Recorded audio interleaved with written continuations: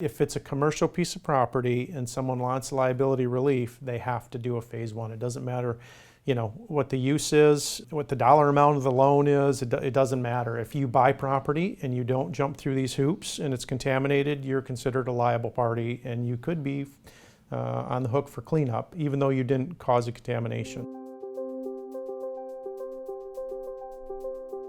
A Phase I environmental site assessment is a report that we put together that documents the history and operations of a property, which is used to provide liability protections for a purchaser or a lender in foreclosure. If you're purchasing property under CERCLA and state law, there are certain protections, all appropriate inquiry protections that you qualify for. And if the property is contaminated, in order to obtain those liability protections, you have to start with a Phase I, because that is the instrument and the tool that provides liability protection for a purchaser.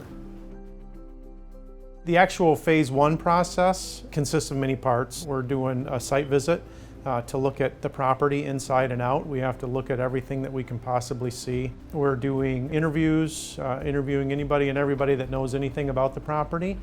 And we do a historical search to paint that mosaic of the use of the property. Currently, the ASTM standard says we only have to document history back to 1940 using one historical source. But if I only use one, an aerial photograph, let's say, that's not going to tell me a whole lot about the operations inside the building. So we're looking at everything we possibly can. And then we look at environmental databases for the subject property to see if the site's listed on any state and federal databases, or if any adjoining properties are and how those adjoining properties might adversely affect the subject property. The whole purpose of this process is to provide liability relief. So we start with a Phase I. If it's clean, we're done. If we identify recognized environmental conditions, we're going to do a Phase II. And that's where we take our soil and groundwater samples and soil gas samples, depending on what we find, and determine whether contamination is present or if there's been a release. If so, then we take it to the next step, in Michigan anyway, it's called a baseline environmental assessment.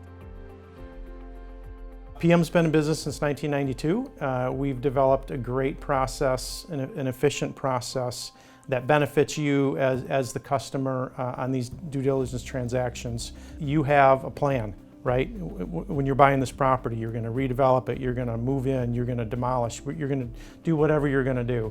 We want to know that, we want to understand that, we want to help you through that process as seamlessly as possible. We have other service lines other than our due diligence service line that can take a project from A to Z.